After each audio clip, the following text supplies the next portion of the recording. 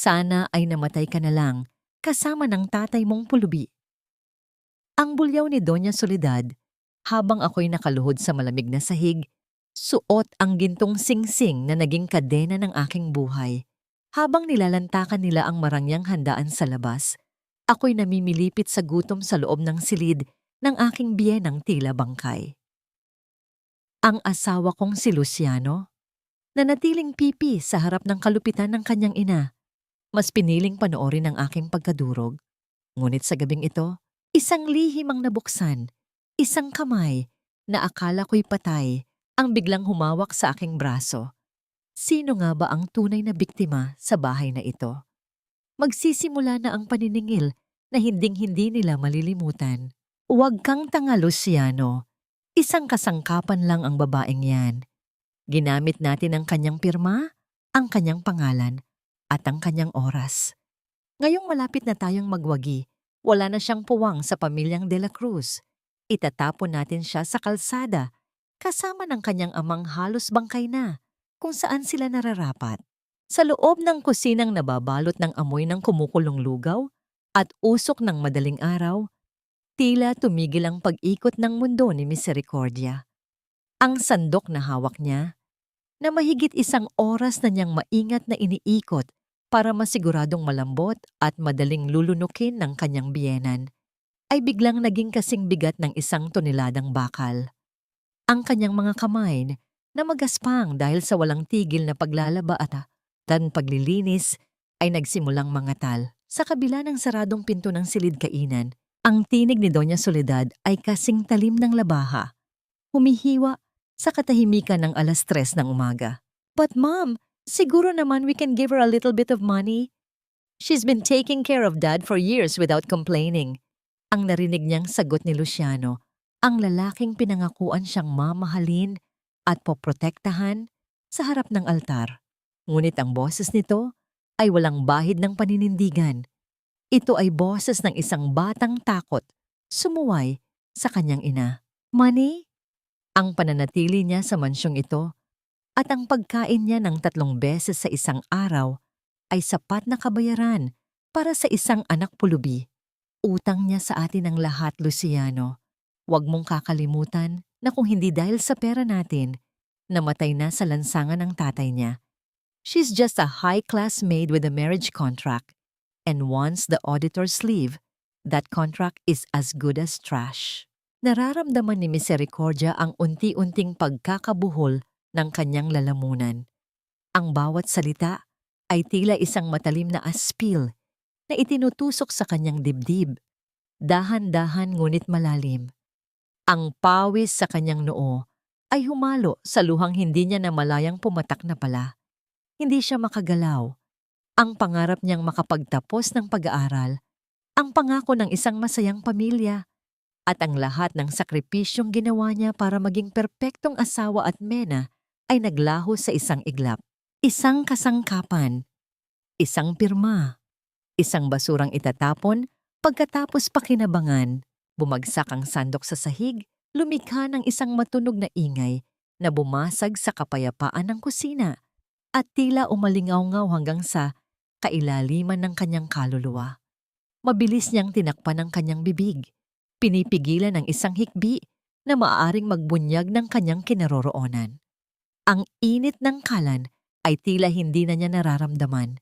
Ang tanging nanatili ay ang nanunuot na lamig sa kanyang mga buto. Dahan-dahan, na parang isang anino, ay lumakad siya palayo, patungo sa silid ni Don Augusto, ang tanging lugar kung saan hindi siya kailangang magpanggap. Ang silid ay amoy gamot at kalungkutan. Doon, sa gitna ng mga makinang nagpapanatili ng hininga ng matanda, ay nakaratay ang taong itinuturing na haligi ng tahanan, ngunit ngayon ay isa na lamang piping saksi sa lahat ng kabuktutan. Lumapit si Misericordia sa gilid ng kama. Ang kanyang mga mata ay nanlalabo habang pinagmamasdan ang maputla at payat na mukha ng kanyang biyenan. Kinuha niya ang isang bimpo at sinimulang punasan ang noo ng matanda, isang gawaing ginagawa niya gabi-gabi nang may buong pagmamahal at debosyon. Dad, narinig niyo ba sila? Ang bulong niya sa wikang Tagalog na basag sa hinagpis. Ganoon lang ba kababa ang halaga ko? Ginawa ko ang lahat. Iniwan ko ang pangarap ko. Naging alila ako sa sarili kong tahanan dahil akala ko, balang araw, tatanggapin din nila ako. Humilig siya at idinikit ang kanyang noo sa tuyot na kamay ni Don Augusto. Ang kanyang mga balikat ay nayayanig sa tahimik na pag-iyak. Sa sandaling iyon, naramdaman niya ang matinding pag-iisa. Wala siyang kakampi, wala siyang matatatakbuhan. Ang mansyong ito, na akala niya ay kanlungan, ay isa palang marangyang bilangguan. Ngunit sa gitna ng kanyang kawalan ng pag-asa, isang bagay na hindi kapani-paniwala ang nangyari. Isang sensasyon ang gumising sa kanyang nangangatog na katawan. Ang mga daliri ni Don Augusto, na mahigit 10 taon nang nananatiling tuwid at walang buhay, ay biglang kumibot. Hindi ito isang simpleng reflex. Naramdaman ni Misericordia ang marahan, ngunit malinaw na pagpisil ng matanda sa kanyang kamay. Ito ay isang mahigpit na hawak, tila isang tahimik na sigaw ng pagkakaisa sa gitna ng kanilang parehong pagdurusa. Napaangat ang ulo ni Misericordia. Ang kanyang puso ay nagsimulang tumibok ng mabilis. Lumilikha ng isang kakaibang kaba sa kanyang dibdib. Tumingin siya sa mga mata ni Don Augusto. Ang mga matang dati ay walang buhay at nakatitig lamang sa kawalan, ay tila may kinangayon ng kamalayan at nagbabagang galit. Sa silid na yon, kung saan ang lahat ay akala ay patay na, isang bagong buhay ang nagsimulang kumilos. Ngunit kasabay ng pag-asang ito ay ang isang katanungang bumabagabag sa kanyang isipan, isang katanungang magiging mitya ng kanyang susunod na hakbang. Ano ang gagawin ng isang babaeng wala nang matatanggihan kapag ang tanging taong akala niya ay bangkay na, ay biglang naging kanyang tanging sandigan? Maging ang hangin sa loob ng silid ay tila nag-atubiling lumabas, nakikiramdam sa bigat ng sandaling iyon. Ang mahigpit na pagkakahawak ni Don Augusto sa kamay ni Misericordia ay hindi lamang isang simpleng pagkilos ng kalamnan. Ito ay isang dekreto, isang lihim na tipan na nabuo sa pagitan ng dalawang kaluluwang kapwa ibinura ng mundong kanilang kinagagalawan. Nais sumigaw ni Misericordia, nais niyang tawagin ang mga doktor, ngunit ang alaala ng mga salita ni Doña Soledad sa kusina ay nagsilbing busal sa kanyang bibig. Kung malalaman ng kanyang biyenang babae, nagising ang diwa ni Don Augusto, tiyak na bibilisan nito ang pagkitil sa hininga ng matanda. Pinilit ni Misericordia na pakalmahin ang kanyang nagkakawalang puso. Dahan-dahan niyang hinaplos ang likod ng kamay ng biyenang lalaki, isang senyas na naintindihan niya ang mensahe. Ang katahimikan sa pagitan nila ay naputol nang bumukas ang pinto ng silid nang walang babala. Mabilis na binawi ni Misericordia ang kanyang kamay at tumayo ng tuwid. Iniwas ang kanyang namumulang mga mata mula sa mapanuring tingin ng babaeng kapapasok pa lamang. Bakit hanggang ngayon ay nandito ka pa rin? Ipinaghanda mo na ba ng tsa ang asawa mo? Ang boses ni Doña Soledad ay malumanay, ngunit bawat pantig ay may kasamang lason ng pangmamaliit. Hawak niya ang isang rosaryong yari sa mamahaling kristal. Ang kanyang mga daliri ay mabilis na naglalakbay sa mga butil nito, habang ang kanyang mukha ay nagpapakita ng isang huwad na kabanalan. Tapos na po, Mami. Hinintay ko lang po na matapos ang pagpupunas ko kay Dad. Ang sagot ni Misericordia sa wikang Taglish, pilit na itinatago ang panginginig ng kanyang tinig. Hindi siya tumitingin ng direkta sa kanyang biyenan. Alam niyang ang anumang pagkakamali sa kanyang kilos ay maaaring maging mitya ng panibagong pag-aalipusta. Lumapit si Doña Soledad sa kama. Ang amoy ng kanyang mamahaling pabango ay tila sumasakal sa amoy ng gamot at kalungkutan. Inilapag niya ang isang makapal na folder sa ibabaw ng lamesita. Sa tabi ng baso ng tubig na kanina lang ay tinititigan ni Misericordia nang may kawalan ng pag-asa. Misericordia, anak, alam mo naman kung gaano kahalaga ang pamilyang ito sa iyo, hindi ba? Kung hindi dahil sa amin, baka hanggang ngayon ay naghahalukay ka pa rin ng barya sa gilid ng kalsada para pambili ng gamot ng tatay mong lasenggo. Kaya wag mong kalilimutan ang utang na loob mo sa amin. Kinuha ni Soledad ang isang ballpen at inabot ito sa kanya. Pirmahan mo ang mga dokumentong ito. Ito ay para sa bagong investment ng pamilya sa Cavite. Sabi ni Luciano, ikaw ang pinakaangkop na pumirma dahil malinis ang pangalan mo sa mga records ng bangko. Tumingin si Misericordia sa mga papel. Bilang isang dating mag-aaral ng accounting na naging biktima ng kahirapan, alam niya ang ibig sabihin ng mga numerong nakasulat doon. Hindi ito investment. Ito ay isang paglilipat ng pondo mula sa kumpanya patungo sa isang dummy account. Ginagamit nila ang kanyang pagkatao upang itago ang kanilang nakaw na yaman. Ang bawat pirma niya ay tila isang pako na ibinabaon sa sarili niyang kabaong. Bago pa siya makasagot, pumasok si Luciano sa silid. Ang kanyang asawa ay mukhang pagod. Ang kanyang barong ay bahagyang gusot. At ang kanyang mga mata ay hindi makatingin ng diretso sa kanya. Lumapit si Luciano at humawak sa balikat ni Misericordia. Isang paghawak na dati ay nagbibigay sa kanya ng lakas. Ngunit ngayon ay tila isang malagkit na putik na nais niyang ipagpag. Sige na, Mercy. Isang pirma lang naman iyan. Pagkatapos nito, we can go on a vacation. I promise, babawi ako sa'yo. Ang bulong ni Luciano, ang kanyang hininga ay amoy alak at isang banyagang halimuyak na hindi kailanman ginamit ni Misericordia. Sa gitna ng pag-aalinlangan, napatingin si Misericordia sa leeg ni Luciano habang yumuyuko ito para ayusin ang kanyang kwelyo. Doon, sa ilalim ng bahagyang nakabukas na butones ng kanyang damit, ay may isang matingkad na pulang marka. Isang bakas ng halik na hindi para sa asawa. Ang kanyang mundo, na kanina lang ay gumuho, ay tila dinudurog pa ngayon ng isang higanteng bato. Ang sakit ay hindi na lamang uwatong na loob. Ito ay isang malalim at madugong pagtataksil. Kinuha ni Misericordia ang ballpen. Ang kanyang mga daliri ay malamig na parang yelo.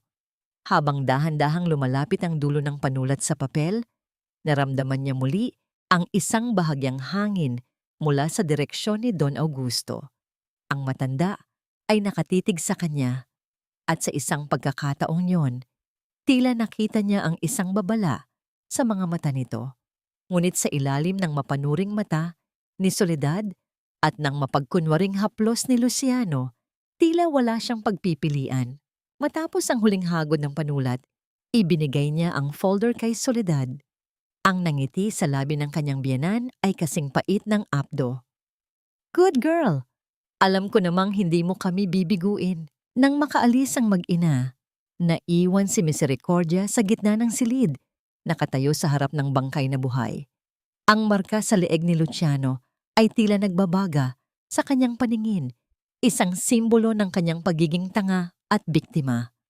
Ngunit sa pagkakataong ito, hindi luha ang lumabas sa kanyang mga mata, kundi isang malamig na determinasyon. Hinarap niya si Don Augusto at bumulong, Dad, hindi lang tayo mga biktima rito. Sila ang dapat matakot. Ang tanong ay, hanggang kailan kayang tiisin ng isang pusong sugatan ang pagiging kasangkapan bago ito maging isang sandatang sisira sa buong kaharian ng mga De La Cruz? Late na Mercy, dito ka na muna matulog sa tabi ni Dad. May kailangan lang akong asikasuhin sa opisina. Urgent business matter lang talaga. Ang tinig ni Luciano ay tila isang sirang plakang paulit-ulit na nagbibigay ng mga gasgas na dahilan. Hindi na kailangan ni Misericordia na tumingin sa asawa upang malaman na nagsisinungaling ito.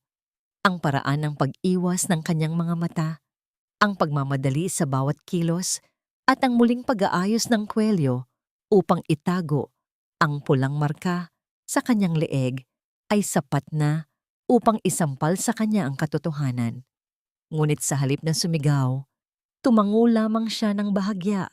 Hinahayaan ng asawa na lumabas ng silid at iwan siya sa gitna ng nakabibingig na katahimikan ng gabi. Ang bawat paglipas ng segundo ay naririnig sa pamamagitan ng mabigat na pagpintig ng mekanismo ng orasan sa dingding. Tila isang paalala ng mga sandaling ninanakaw sa kanyang buhay. Mag-isa na naman siya sa silid na amoy gamot at kamatayan. Lumapit si Misericordia sa bintana. Pinagmamasdan ang marangyang hardin ng mga De la Cruz na nababalot ng kadiliman. Naalala niya ang kanyang mga pangarap noong siya ay nasa kolehiyo pa. Ang pagnanais na maging isang mahusay na accountant, ang pag-asang maiangat ang kanyang ama mula sa hirap. Ngunit ang lahat ng yon ay ipinalit niya sa isang titulong wala namang halaga, ang maging manugang ng mga De la Cruz. Dahan-dahan siyang naupo sa gilid ng kama ni Don Augusto. Ang tanging liwanag sa loob ng kwarto ay nagmumula sa maliit na lampara sa tabi ng higaan na nagbibigay ng mahahabang anino sa dingding. Kinuha niya ang isang basong tubig mula sa lamesita. Ang kanyang mga kamay ay nananatiling nanginginig mula sa tensyon ng nagdaang mga oras. Dad, alam niyo po ba? Ang bulong niya, ang kanyang boses ay tila isang marahang hanging naglalakbay sa katahimikan. Akala ko, kapag naging mabuti akong asawa, matututunan din niya akong mahalin. Akala ko, kapag tiniis ko ang lahat ng hirap, makikita ni Mami na karapat-dapat ako. Pero lahat pala iyon ay isang malaking pagkakamali. Habang nagsasalita siya, uminom siya ng kaunting tubig at hindi sinasadyang may tumapong ilang patak sa makinis at madilim na kahoy ng lamesita. Akmang pupunasan niya ito nang maramdaman niyang muli ang isang kakaibang enerhiya sa silid. Ang kamay ni Don Augusto na nakapatong sa ibabaw ng kumot ay dahan-dahang gumalaw patungo sa basang bahagi ng mesa. Napatigil ang paghinga ni Misericordia. Pinanood niya ng may halong sindak at pag-asa ang nanginginig na daliri ng kanyang biyenan. Gamit ang tumapong tubig, nagsimulang gumuhit ang matanda sa ibabaw ng lamesita. Ang bawat paggalaw ay tila isang napakalaking sakripisyo. Isang pagpiga sa natitirang lakas ng kanyang matandang katawan. Isang tuwid na linya pababa, pagkatapos ay isa pang pahilis na linya paitaas. Ang letrang V ay malinaw na nabuo sa ibabaw ng lamesita bago ito dahan-dahang natuyo at naglaho. V, ang ulit ni Misericordia, ang kanyang noo ay kumunot sa pagtataka. Ano po ang ibig sabihin nito, Dad? Vault, Victoria? Isang pangalan po ba? Hindi sumagot si Don Augusto, ngunit ang kanyang mga mata ay pilit na lumingon patungo sa direksyon ng lumang silid-aklatan na matatagpuan sa kabilang panig ng mansyon. Isang sulyap na puno ng desperasyon at babala. Naintindihan ni Misericordia na hindi ito isang simpleng laro. Mayroong isang bagay sa silid-aklatang iyon na nais ipakita ng matanda sa kanya. Isang sikretong itinago sa loob ng 10 taon ng pananahimik. Sa sandaling iyon, ang takot na dati ay namumugad sa puso ni Misericordia ay napalitan ng isang mapanganib na kuryosidad. Alam niyang ang bawat hakbang niya mula ngayon ay maaaring maghatid sa kanya sa kapahamakan, ngunit mas nakakatakot ang manatiling bulag sa gitna ng mga lobo. Tumayo siya at hinawakan ang malamig na hawakan ng pinto. Ang kanyang pandinig ay nakatuon sa anumang tunog ng mga yabag sa labas ng pasilyo. Ang mansyon ay tila isang buhay na nilalang na nagmamasid sa kanya. Bawat sulok ay may matang mapanuri. V, muli niyang bulong sa kanyang sarili. Habang dahan-dahan niyang binubuksan ang pinto upang lumabas, isang kaisipan ang dumapo sa kanyang isipan na nagpadugo sa kanyang puso. Kung ang letrang iyon ay susi sa kanyang kalayaan, handa ba siyang harapin ang katotohanang maaaring pumasak ng tuluyan sa natitirang bahagi ng kanyang pagkatao? Ang katahimikan ng gabi ay nabasag ng isang malakas na kulog sa malayo. Ngunit para kay Misericordia, ang tunay na bagyo ay nagsisimula pa lamang sa loob ng mga pader na ito. Huwag mong isiping guest ka rito, Misericordia. Isinuot mo ang singsing na yan para magsilbi, hindi para magreyna. Ang isang anak pulubi ay mananatiling utusan. Kahit paginto ang apelyidong nakakabit sa kanyang pangalan. Ang mga salitang yon ni Doña Soledad ay tila mga latay ng latigo na humahapdi sa balat ni Misericordia habang pinagmamasdan niya ang kanyang sarili sa maliit na salamin sa kusina. Sa halip na isang marangyang gown na angkop para sa anibersaryo ng kumpanya, isang simpleng uniforme ng katulong ang ipinasuot sa kanya. Ang kanyang buhok ay nakapusod ng mahigpit at ang tanging hiyas na suot niya ay ang kanyang singsing sa kasal na tila isang mabigat na tanikalang pumupulupot sa kanyang daliri. Ang malawak na bulwagan ng Mansyong de la Cruz ay punong-puno ng mga taong ang bawat tawa ay tunog ng nagkakabunggo ang mga gintong barya. Ang marahang pagtama ng mga kristal na baso ay lumilikha ng isang musika ng karangyaan na lalong nagpatingkad sa katahimikan ng kanyang pagdurusa. Habang ang mga panauhin ay nag-uusap tungkol sa mga stock market at mga mamahaling bakasyon sa Europa, si Misericordia ay naglalakad sa pagitan nila, dala ang isang mabigat na tray ng mamahaling alak. Bawat hakbang niya ay tila paglalakad sa ibabaw ng mga bubog. Nararamdaman niya ang mga mapanuring tingin ng mga kaibigan ni Doña Soledad, mga matang puno ng panghuhusga at lihim na katuwaan sa kanyang kalagayan. Ang kanyang mga kamay, na kanina lamang ay nagkuskos ng mga dumi sa banyo, ay nanginginig habang nagsasalin ng alak sa baso ng isang matandang donya na hindi man lang nag-abalang tumingin sa kanya. Look at her, Luciano. Isang masunuring asawa, hindi ba? Ang boses ni Doña Soledad ay narinig ni Misericordia sa likuran niya, puno ng mapait na pagmamalaki. Diyan siya magaling, sa paglilingkod. Iyan naman talaga ang pinagmulan niya. Napasulyap si Misericordia kay Luciano. Ang kanyang asawa ay nakatayo sa gitna ng mga negosyante, may hawak na baso ng scotch at tila nakakalimot sa presensya ng babaeng pinangakuan niyang mamahalin. Wala siyang nakitang pagtatanggol sa mga mata nito, kundi isang malamig na hiya. Tila ba ang presensya ni Misericordia ay isang mantsa sa kanyang malinis na imahe. Ang hapdi sa dibdib ni Misericordia ay lalong tumindi. Ang bawat ngiti ni Luciano sa ibang tao ay tila isang kutsilyong unti-unting pumuputol sa huling hibla ng kanyang tiwala. Sa gitna ng pagtitipon, habang dahan-dahang inilalapag ni Misericordia ang isang plato ng pampagana sa lamesa ng isang grupo ng mga kabataang propesyonal, isang boses ang bumasag sa kanyang mekanikal na pagkilos. Mercy? Misericordia Vergara? Is that really you? Napatigil ang mundo ni Misericordia. Ang tinig na iyon ay pamilyar mula sa mundong matagal na niyang ibinaon sa limot. Pag-angat ng kanyang ulo, nakita niya si Clarissa, ang dati niyang karibal sa kolehiyo na ngayon ay isa ng matagumpay na auditor sa isang tanyag na kumpanya. Si Clarissa ay nagniningning sa kanyang suot na asul na gown, hawak ang isang mamahaling bag, habang si Misericordia ay nakatayo doon na may hawak na maruming tray. My God, Mercy! Ikaw nga, what happened? Ang balita sa amin, nagpakasal ka sa isang mayamang pamilya. We all thought you were running a firm by now. Bakit? Bakit ganito ang suot mo? Bakit ikaw ang nagsisilbi rito? Ang katahimikan ay tila isang higanting kumot na bumalot sa buong lamesa. Ang mga mata ng mga nasa paligid ay nakatuon na ngayon kay Misericordia.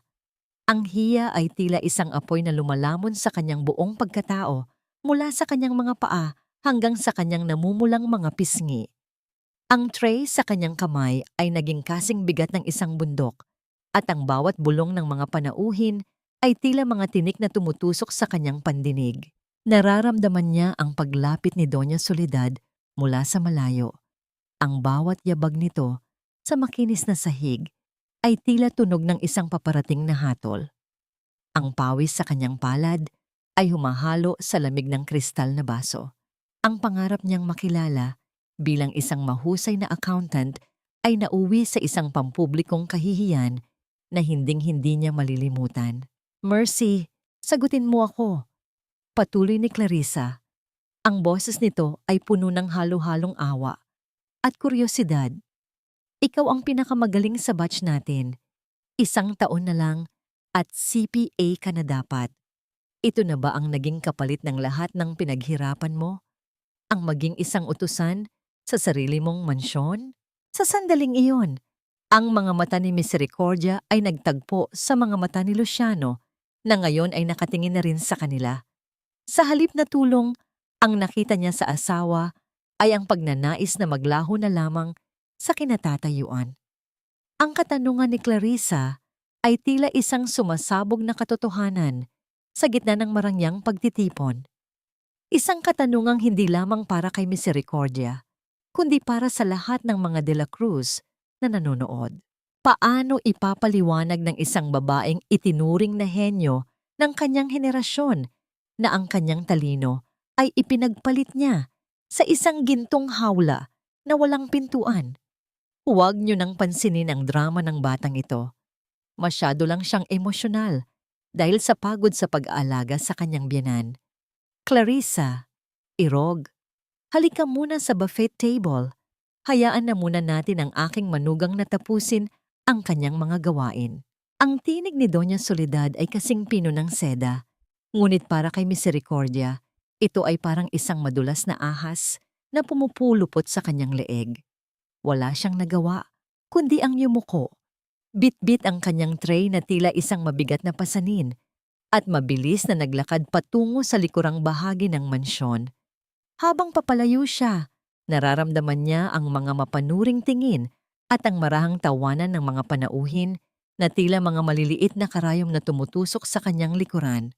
Sa likod ng malawak na kusina, kung saan ang ingay ng pagtitipon ay tila isang malabong alingawngaw na lamang, ay matatagpuan ang labanderya. Doon, sa ilalim ng malamig na liwanag ng buwan, ay nakita niya si Aling Rosa. Ang matandang babae ay abala sa pagtitiklop ng mga puting tela. Ang kanyang mga kamay na kulubot ay bihasa sa bawat galaw. Si Aling Rosa ang nag-iisang tao sa mansyong yon na hindi tumitingin kay Misericordia ng may panghahamak. "Iha, bakit ka narito? Hindi ba't may handaan sa loob?" Ang tanong ni Aling Rosa. Ang kanyang boses ay puno ng malumanay na pag-aalala. Napatigil ang matanda nang makita ang namumulang mga mata ni Misericordia at ang bahagyang panginginig ng kanyang mga labi. Hindi nakasagot si Misericordia. Ibinaba niya ang tray sa ibabaw ng mahabang lamesang kahoy. Ang bawat patak ng kanyang luha ay humalo sa malamig na tubig na natira sa isang batya. Lumilikha ng maliliit na bilog na mabilis ding naglalaho. Lumapit si Aling Rosa at hinawakan ng kanyang balikat, isang haplos na puno ng malasakit na matagal na niyang hindi nararamdaman mula sa kanyang sariling asawa. "Alam ko, Mercy. Alam ko ang bawat sakripisyo mo." Ang bulong ng matanda. "Nakikita ko ang mga pasa sa iyong damdamin na pilit mong itinatago sa ilalim ng iyong mga ngiti. Hindi ka nararapat sa ganitong buhay. Ang isang ibong may gintong pakpak ay hindi dapat ikinukulong sa isang madilim na hawla." Dahan-dahang kumalas si Aling Rosa at lumingon sa paligid. Sinisiguradong walang nakakakita sa kanila. Mula sa malalim na bulsa ng kanyang suot na apron, kinuha niya ang isang lukot na papel. Isang liham na tila matagal nang itinago at iningatan. "May nagpunta rito noong nakaraang linggo, noong ikaw ay nasa ospital kasama si Don Augusto. Isang lalaking nakasuot ng barong, may dalang itim na bag. Hinahanap ka niya. Ngunit hinarang siya ni Doña Soledad sa tarangkahan. Nakita kong may itinapon siyang papel sa basurahan bago siya umalis ng galit. Pinulot ko ito. Mercy, alam kong para sa'yo ito." Nanginginig ang mga kamay ni Misericordia habang tinatanggap ang papel. Dahan-dahan niya itong binuklat sa ilalim ng madilim na sulok ng labanderya. Ang sulat kamay ay pamilyar, matatag, formal at puno ng awtoridad. Ito ay mula kay Attorney Leandro Sarmiento, ang matagal ng tapat na abogado ni Don Augusto na bigla na lamang nawala pagkatapos ng aksidente 10 taon na ang nakalilipas. Misericordia, ang simula ng liham sa wikang Tagalog. Huwag kang maniniwala sa lahat ng nakikita mo. Ang aksidenteng nagpaupo kay Don Augusto ay hindi isang pagkakataon lamang. May mga dokumentong itinago sa loob ng mansyon na magpapatunay ng katotohanan. Mag-ingat ka sa mga taong nakapaligid sa iyo, lalo na sa mga taong may hawak ng rosaryo ngunit may pusong bato. Hintayin mo ang aking pagbabalik. Ang bawat salita sa liham ay tila isang kidlat na nagbigay ng liwanag sa madilim na kaisipan ni Misericordia. Ang kanyang puso ay nagsimulang tumibok ng mabilis. Isang halo ng takot at pag-asa ang bumalot sa kanyang pagkatao. Hindi lamang siya biktima ng kahirapan, siya ay biktima ng isang mas malalim at mas madilim na sabwatan. Tumingin siya kay Aling Rosa, ang kanyang mga mata ay nagtatanong, "Bakit niyo po ito ibinibigay sa akin ngayon?" Huminga ng malalim ang matanda. Ang kanyang muka ay nababakas ng isang lihim na pait. "Dahil nakikita ko sa iyo ang aking sarili noong kabataan ko, Mercy. Huwag mong hayaang kainin ka ng katahimikan hanggang sa wala na ring matira sa iyong kaluluwa. Ang liham na yan, iyan ang iyong sandata." Bago pa makapagpasalamat si Misericordia, narinig nila ang marahas na yabag ng mga sapatos sa sementadong daan patungo sa kanilang kinaroroonan. Mabilis na itinago ni Misericordia ang papel sa loob ng kanyang damit. Ramdam ang talim ng bawat tupi nito sa kanyang balat. Ang pinto ng labanderya ay bumukas ng malakas at doon ay nakatayo si Luciano. Ang kanyang mukha ay mapula sa galit at espiritu ng alak. Ang kanyang mga mata ay nanlilisik habang nakatingin sa kanyang asawa na tila isang kriminal na nahuling tumatakas. "Anong ginagawa mo rito? Kanina ka pa hinahanap ni Mami. Bakit nakikipag-usap ka sa katulong na ito?" Ang asik ni Luciano, ang kanyang boses ay puno ng lason. Habang papalapit si Luciano, isang katanungan ang umalingaw-ngaw sa isipan ni Misericordia. Isang katanungang nagmula sa liham ni Attorney Leandro. Kung ang aksidente ni Don Augusto ay hindi sinasadya, sino sa pamilyang ito ang may kakayahang pumatay para sa kapangyarihan?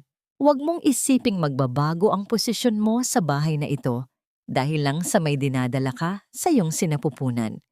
Ang bata ay isang De La Cruz, ngunit ikaw, mananatili kang tagapagsilbi hanggat hindi ko sinasabing tapos na ang iyong tungkulin. Ang mga salitang iyon ni Doña Soledad ay tila isang malamig na buhos ng tubig na pumatay sa maliit na apoy ng kagalakan sa puso ni Misericordia. Sa loob ng maliit at madilim na banyo sa tabi ng kusina, nakatitig si Misericordia sa puting plastik na hawak niya. 2 pulang guhit, isang bagong buhay sa gitna ng isang tahanang unti-unting namamatay. Sa ibang pamilya, ito ay ituturing na isang himala, isang biyaya mula sa langit na ipinagdiriwang ng may luha ng tuwa. Ngunit sa mansyong ito, ang balitang ito ay tila isang hatol ng mas mabigat na parusa. Dahan-dahang inilagay ni Misericordia ang kanyang kamay sa kanyang tiyan, na tila ba sinusubukan niyang protektahan ang munting nilalang sa loob mula sa malupit na hanging umiihip sa labas ng pintuan. Ang kanyang puso ay punong-puno ng halo-halong takot at pangungulila. Paano niya palalakihin ang isang bata sa isang lugar na puno ng kasinungalingan at pagtataksil? Nang lumabas siya ng banyo, nakatayo na sa tapat ng pinto si Doña Soledad. Hawak ang isang maliit na bote ng gamot at isang baso ng tubig.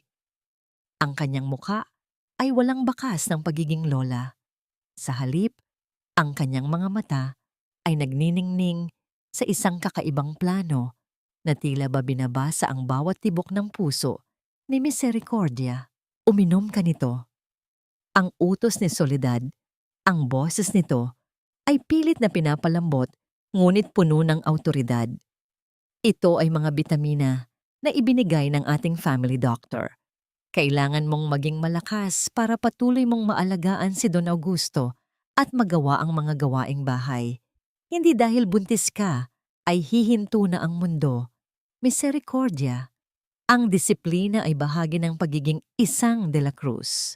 Kinuha ni Misericordia ang puting tableta. Ang kanyang instinct bilang isang ina ay nagsimulang magbabala. Bakit tila nagmamadali ang kanyang biyenan? Bakit hindi man lang ito nagtanong kung kumusta ang kanyang pakiramdam.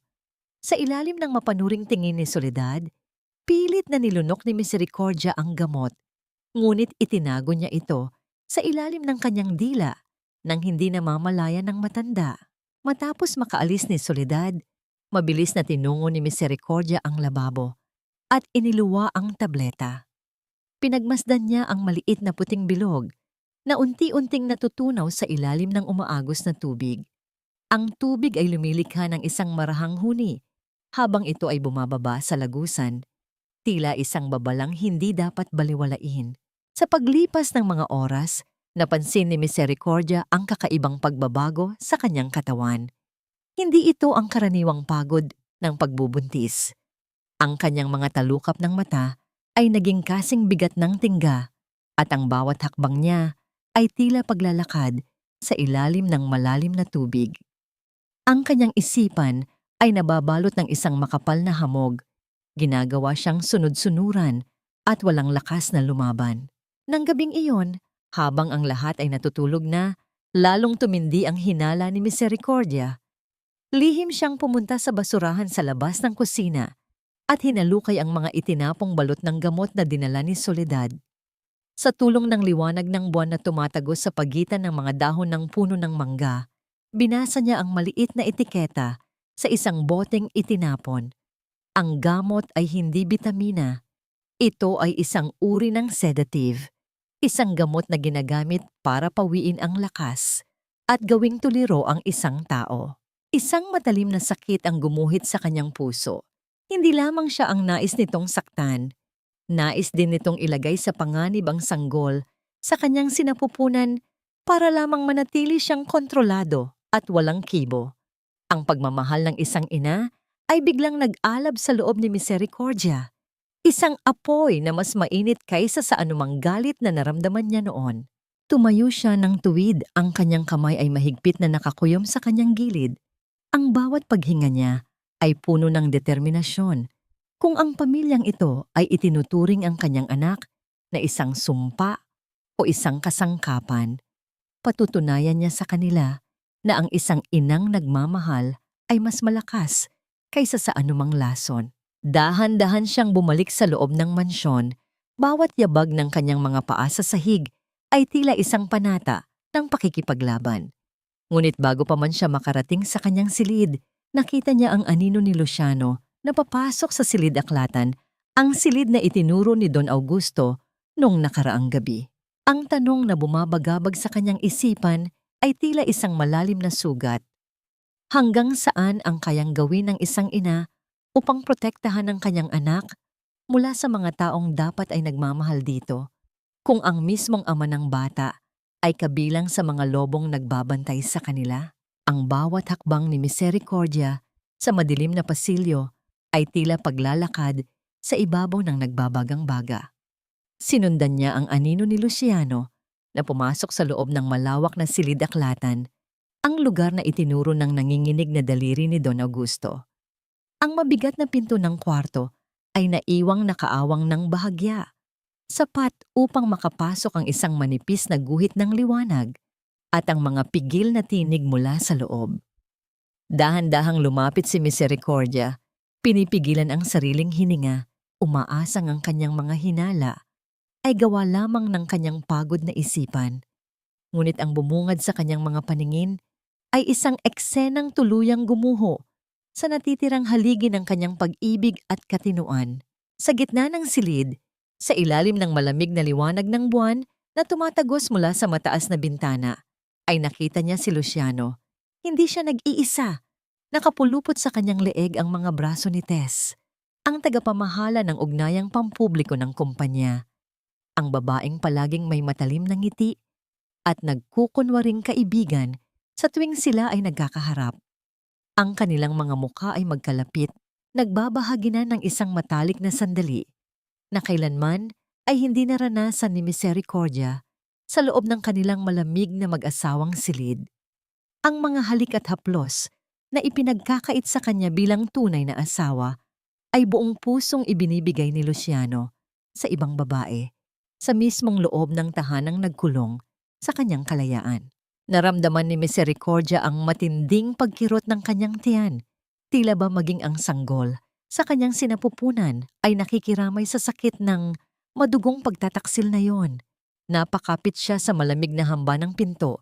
Pinipigilan ang pagbagsak ng kanyang mga tuhod habang ang kanyang mga luha ay nag-uunahang pumatak ng walang tinig. Are you sure we're safe, babe? Paano kung mag-imbestiga ang mga auditors sa mga dummy accounts na ginawa natin? Ang boses ni Tess ay may halong paglalambing ngunit puno ng malalim na pagkalkula. Nakita ni Misericordia na marahang hinaplos ni Luciano ang buhok ni Tess bago ito sumagot ng may kumpiyansa. Don't worry about it. Wala silang makikitang bakas patungo sa atin o kay Mami. Lahat ng dokumento mula sa paglipat ng pondo hanggang sa pagbili ng mga pekeng lupain ay may pirma ni Mercy. Ginawa na namin ang lahat para siguraduhin ang asawa kong tanga ang sasalo ng lahat ng kaso. Kapag pumutok ang iskandalo, si Misericordia ang makukulong. Tayo ang lalabas na biktima ng kanyang pagnanakaw. Ang mga salitang iyon ay tila mga punyal na sabay-sabay na ibinaon sa dibdib ni Misericordia at inikot upang masagad ang sakit. Hindi lang pala siya isang kasangkapan upang maglinis ng bahay at mag-alaga sa isang paralitiko. Siya ay isang pain, isang isinakripisyong tupa na inihanda para sa pag-ihaw upang iligtas ang mga tunay na demonyo sa pamilyang ito. Ang lalaking pinag-alayan niya ng kanyang kinabukasan at ang ama ng kanyang dinadala ay siya ring lalaking maingat na naghukay ng kanyang madilim na libingan. Ang anumang natitirang pagmamahal ni Misericordia kay Luciano ay tuluyan ng namatay sa sandaling iyon, napalitan ng isang malalim at nag-aalab na pagkasuklam. Hindi na lamang ito tungkol sa kanyang sariling pagdurusa, kundi para sa kaligtasan ng batang nasa kanyang sinapupunan na tahasang ipapahamak ng sarili nitong kadugo. Patalikod na sana si Misericordia upang tahimik na tumakas at simulan ang kanyang paglaban nang biglang mangyari ang isang bagay na maglalagay sa kanya sa bingit ng kapahamakan. Ang makina ng cellphone na nakatago sa loob ng bulsa ng kanyang apron ay biglaang umandar. Lumilikha ng isang marahas at tuloy-tuloy na panginginig laban sa kanyang balat. Ang paggalaw na yon ay sinabayan ng kislap ng liwanag mula sa screen na naging tila isang malakas na sigaw sa gitna ng tahimik na pasilyo. Agad na napatigil sa pag-uusap si Luciano at Tess. Mabilis na bumitaw ang lalaki, ang kanyang mga mata ay nanlaki sa gulat at bumaling ng diretso sa awang ng pintuan kung saan nakatayo ang isang figurang nababalot ng anino habang ang isang katanungang puno ng panganib ay namumuo sa hangin. Mabilis na itinago ni Misericordia ang nagliliwanag na telepono sa loob ng kanyang damit. Pinipilit itong yakapin ng mahigpit upang mamatay ang anumang bakas ng ilaw. Pinilit ng kanyang nanginginig na mga binti na humakbang paatras. Unti-unting nilulunok ng malalim na anino ng pasilyo ang kanyang figura. Bumukas ng maluwang ang pinto ng silid-aklatan. Sumilip si Luciano. Ang kanyang mga mata ay nanlilisik habang naghahanap ng anumang tanda ng nakikinig sa kanilang madilim na lihim. Ang malamig na simoy ng hangin mula sa bukas na bintana ay nag-iwan ng matinding lamig sa balat ni Misericordia habang pinipigilan niya ang kanyang paghinga. Nang wala siyang makita, inis na isinara muli ni Luciano ng pinto. Ligtas siya sa sandaling iyon, ngunit ang kanyang kaluluwa ay naiwang sugatan at nagdurugo ng tuluyan. Nang sumapit ang umaga, ang mansyon ay tila nagsuot muli ng maskara ng karangyaan at kapayapaan. Sa loob ng marangyang silid-kainan, nakaupo si Doña Soledad sa kabisera, humihigop ng mainit na kape habang tahimik na nagbabasa ng dyaryo. Si Luciano ay nakatayo, malapit sa bintana, may hawak na isang makapal na folder. Nang pumasok si Misericordia upang magligpit ng mga pinggan, agad siyang tinawag ng kanyang asawa. Ang tinig ni Luciano ay may halong inip at pilit na paglalambing, isang tonong matagal na niyang kilala bilang pain para sa kanyang walang kibong pagsunod. Mercy, bago ka maglinis sa taas, Pirmahan mo muna itong clearance form para sa pagbili natin ng lupain sa probinsya. Mabilis lang ito. We need your signature as the main auditor para ma-approve agad ang release of funds. Ang utos ni Luciano, inilalatag ang mga papel at isang mamahaling panulat sa ibabaw ng lamesang gawa sa matibay na kahoy. Tinitigan ni Misericordia ang papel. Ang mga nakasulat na numero at pangalan ay tila mga aninong sumasayaw. Nagkukubli ng mga pekeng transaksyon na maingat na inihanda upang magdala sa kanya sa malamig na rehas ng kulungan. Naalala niya ang mga halik ni Luciano kay Tess sa ilalim ng buwan. Naalala niya ang lason na ipinapainom sa kanya ni Soledad na nagbabanta sa buhay ng sanggol sa kanyang sinapupunan. Dahan-dahan niyang inangat ang kanyang paningin, tumitig ng diretso sa mga mata ng lalaking minsan niyang minahal ng buong tapat. Sa pagkakataong ito, walang bakas ng pagiging sunod-sunuran sa kanyang muka. Ayoko. Ang kalmado, ngunit matigas na sagot ni Misericordia. Napatigil si Doña Soledad sa pag-inom ng kape. Ang kanyang kilay ay tumaas sa pagkabigla dahil sa isang pangyayaring hindi kailanman inaasahan. Si Luciano ay tila hindi makapaniwala sa narinig.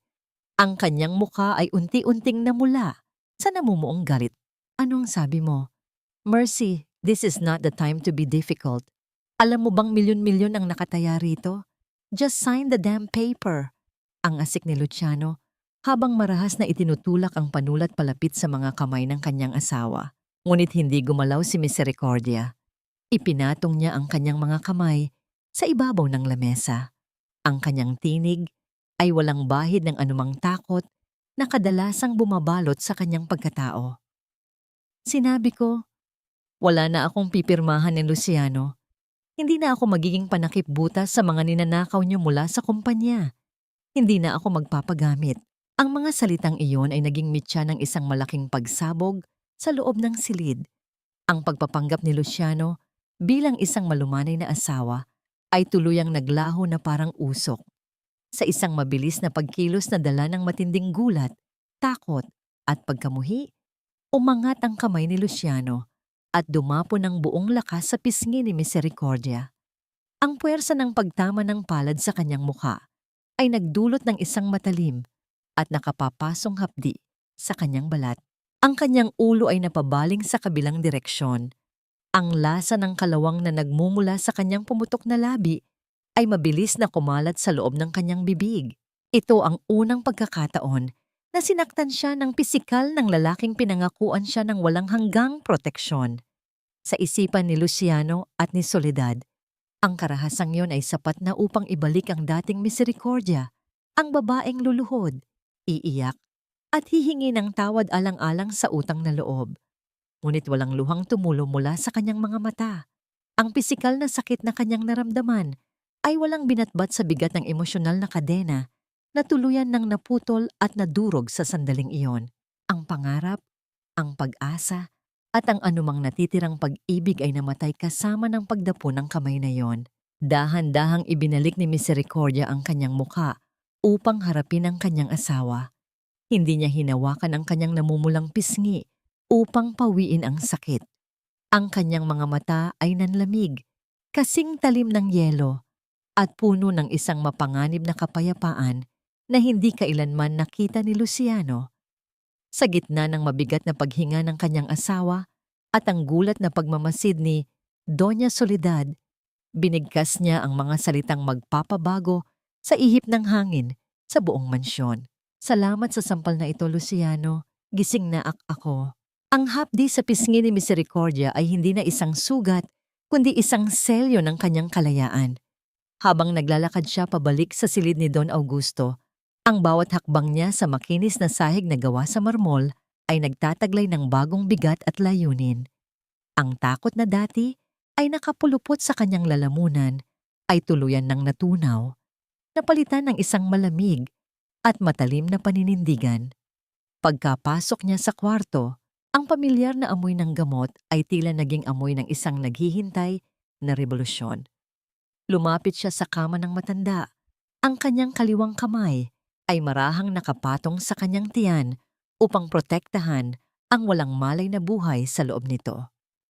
Nang magtama ang kanilang mga paningin, nakita ni Don Augusto ang mapulang marka ng kamay na nakaukit sa namumutlang mukha ng kanyang manugang.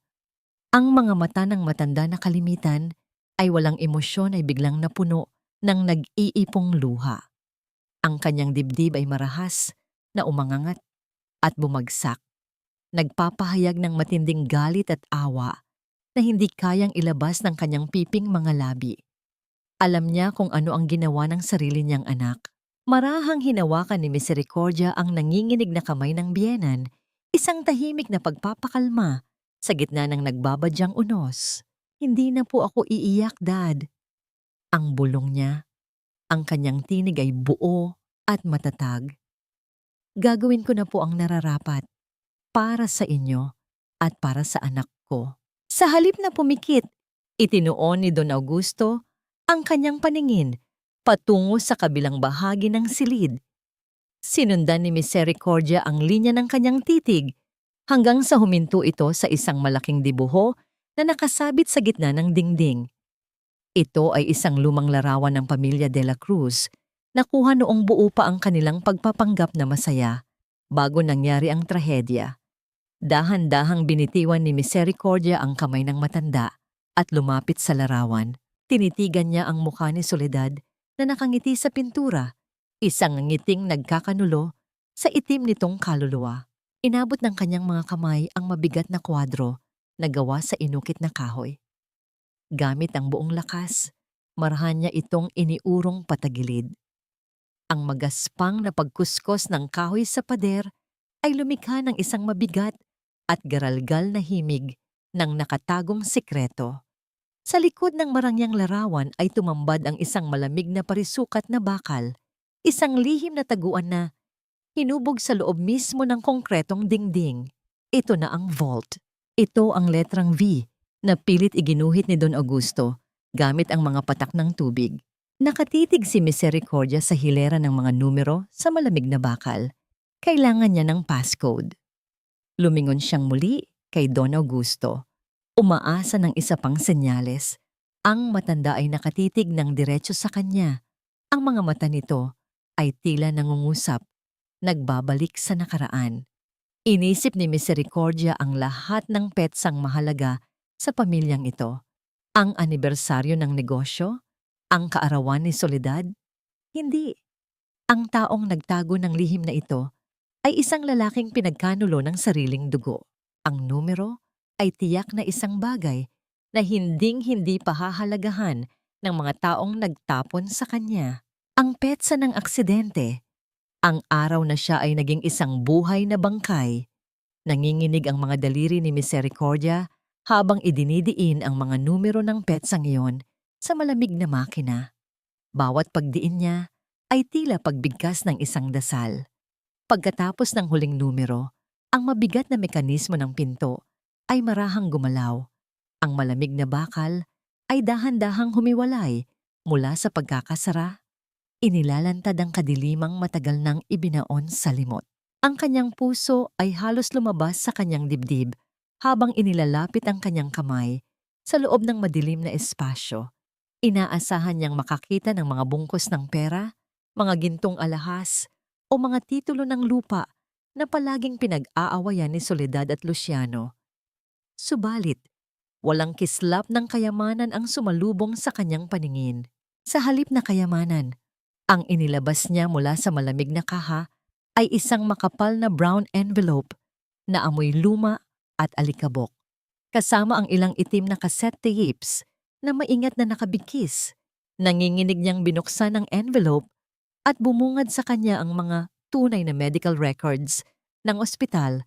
10 taon na ang nakalilipas. Ang mga letra sa papel ay tila mga nagbabagang uling na sumunog sa huling hibla ng kasinungalingan ng mga De La Cruz. Wala palang nangyaring aksidente. Ang matanda ay unti-unting nilason gamit ang isang bihirang kemikal na unti-unting pumatay sa kanyang mga ugat at kalamnan. Ang kayamanang itinago ni Don Augusto ay hindi pilak o ginto. Ito ay ang hubad at madugong katotohanan. Hawak na ni Misericordia ang pinakamatalim na sandatang tatapos sa kasamaan ng kanyang biyenan. Ang bigat ng bayong na dala ni Misericordia ay hindi nagmumula sa mga sariwang gulay at isda na kanyang binili sa pamilihan. Sa pinakailalim ng mga nakapatong na repolyo at karne, maingat na nakabaon ang makapal na brown envelope at ang mga itim na cassette tapes. Ang tanging susi upang matapos ang mahabang gabi ng kanilang pagdurusa. Ginamit niya ang pagbili ng mga sangkap para sa masustansyang sabaw ni Don Augusto bilang dahilan upang pansamantalang makalaya mula sa nakakasakal na presensya ni Doña Soledad at sa nagtataksil na anino ng kanyang asawa. Ang bawat pagtapak niya sa sementadong daan, palayo sa maingay na palengke at patungo sa isang lumang kapilya sa dulo ng bayan ay may kasamang nag-uunahang kaba at panibagong pag-asa.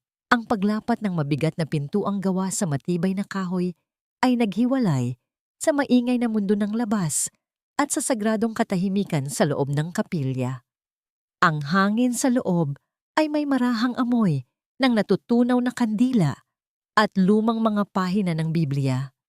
Sa isang madilim na sulok malapit sa kumpisalan, nakaupo ang isang lalaking may katandaan na ngunit bakas pa rin ang hindi natitinag na tikas at awtoridad.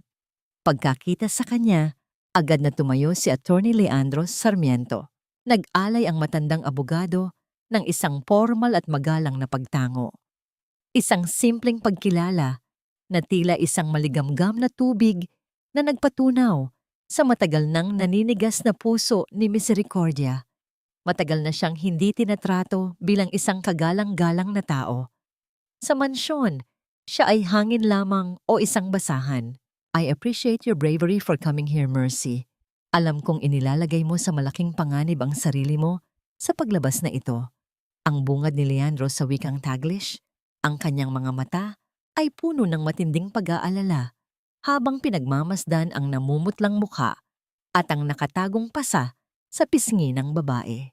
Dahan-dahang inilabas ni Misericordia ang mga nakatagong ebidensya mula sa ilalim ng bayong at inilapag ito sa mahabang upuang kahoy sa kanilang pagitan. Hindi siya umiyak, ngunit ang kanyang mga mata ay nag-aalab sa isang matinding paninindigan. Wala na po akong buhay na nakataya rito, attorney. Matagal na nila akong pinatay noong araw na ipasok nila ako sa bahay na yon. Hindi na po ito tungkol sa akin. Gusto ko lang po makamit ang katarungan para kay Dad at maprotektahan ang sanggol sa aking sinapupunan mula sa mga halimaw na sarili nitong kadugo. Kinuha ni Leandro ang brown envelope. Ang panginginig ng kamay ng matandang abogado habang iniisa-isa ang mga lumang medikal na record ay nagpapatunay ng matinding kirot at galit na matagal niyang kinimkim sa kanyang dibdib. Ang bawat pahina ay isang tahimik na saksi sa walang awang paglason kay Don Augusto. My God, all these years tama ang hinala ko. Ang bulong ni Leandro. Ang kanyang boses ay may bahid ng pagkahabag sa kanyang matalik na kaibigan. Hindi isang simpleng aksidente ang nangyari kay Don Augusto. Ito ay isang maingat, malupit, at unti-unting pagpatay na sadyang hindi tinapos upang panatilihin ang kontrol ni Soledad sa kumpanya. You hold the entire truth right here, Mercy. Ito na ang gagamitin natin para ipasok silang lahat sa kulungan at bawiin ang dapat ay inyo. Sinimulan nilang balangkasin ang susunod na hakbang. Ipinaliwanag ni Leandro na kailangan nilang iharap ang mga ebidensyang ito, hindi lamang sa pulisya, kundi sa harap ng buong board of directors upang hindi na makagawa ng anumang palusot si Soledad at si Luciano. Kailangan nilang hintayin ang tamang tiyempo, ang araw kung saan ang lahat ng mata ng lipunan at ng mga investigador ay nakatutok sa pamilyang De La Cruz. Ngunit bago pa man makahinga ng maluwag si Misericordia sa inaasahang kalayaan, napansin niya ang biglaang pagdilim ng mukha ng abogado. Ibinaba ni Leandro ang mga papel at tinitigan siya ng may matinding panginginig sa kanyang tinig. Ang katahimikan sa loob ng kapilya ay tila naging isang mabigat na batong dumagan sa balikat ni Misericordia. We need to act faster than we planned, Mercy, ang sabi ng abogado. Ang kanyang boses ay bumaba sa isang nakakabahalang bulong. May nakuha akong impormasyon kahapon mula sa isang kaibigang nagtatrabaho sa ospital na pag-aari ng inyong pamilya. Nagbayad na ng malaki si Soledad sa mga pribadong doktor. Plano na niyang i-pull the plug.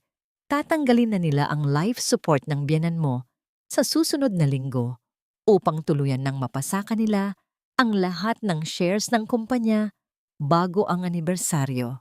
Ang bawat kumpas ng orasan sa loob ng Mansyong de la Cruz ay tila isang magnanakaw na kumukuha ng mga natitirang sandali sa buhay ni Don Augusto. Matapos ang palihim na pakikipagkita kay Leandro, umuwi si Misericordia na may baong matinding pangamba. Ang kaalamang bibilisan ni Doña Soledad ang pagkitil sa hininga ng kanyang biyenan ay naging isang malamig na kamay na sumasakal sa kanyang lalamunan. Sa tuwing siya ay humihinga, hindi na sapat ang maghintay at magmamasid lamang sa dilim. Kailangan niyang maging matang hindi pumipikit sa gitna ng panganib.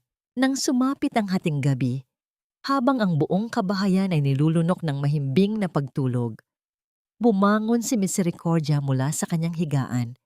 Ang malamig na simoy ng hangin ay dumampi sa kanyang balat. Ngunit ang init ng kanyang determinasyon ay mas nangingibabaw. Maingat siyang naglakad palabas ng kanyang silid. Ang kanyang mga paa ay pamilyar na sa bawat bahagi ng sahig na hindi lilikha ng anumang paggalaw na maaaring magbunyag ng kanyang presensya. Papunta sana siya sa silid ni Don Augusto upang bantayan ito nang makuha ng kanyang pansin ang isang manipis na liwanag na nagmumula sa pribadong kusina ni Soledad. Dahan-dahan siyang lumapit. Ikinubli ang kanyang sarili sa likod ng malaking haligi ng pasilyo. Sumilip siya sa awang ng pintuan at doon ay nakita niya ang kanyang biyenang babae. Nakasuot si Soledad ng isang marangyang bata de banyo. Ang kanyang buhok ay maayos na nakapusod na tila ba magsisimba kaysa gumawa ng isang karumal-dumal na krimen. Sa ibabaw ng makinis na marmol ng lamesa ay may isang maliit na baso, isang heringgilya at isang maliit na bote na naglalaman ng isang malinaw na likido na hindi pamilyar kay Misericordia.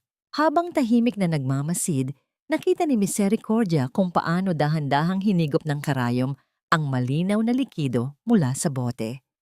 Ang mga mata ni Soledad ay walang bakas ng pag-aalinlangan o takot.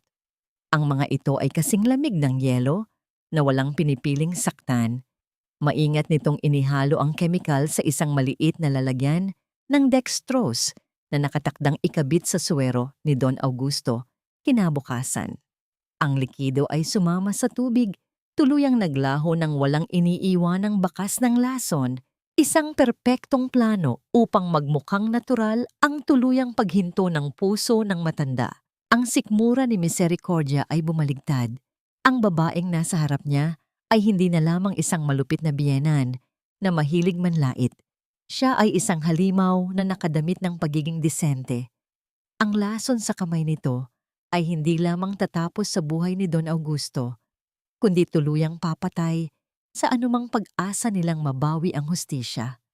Kinuyom ni Misericordia ang kanyang mga kamao. Ang kanyang mga kuko ay bumaon sa sarili niyang laman.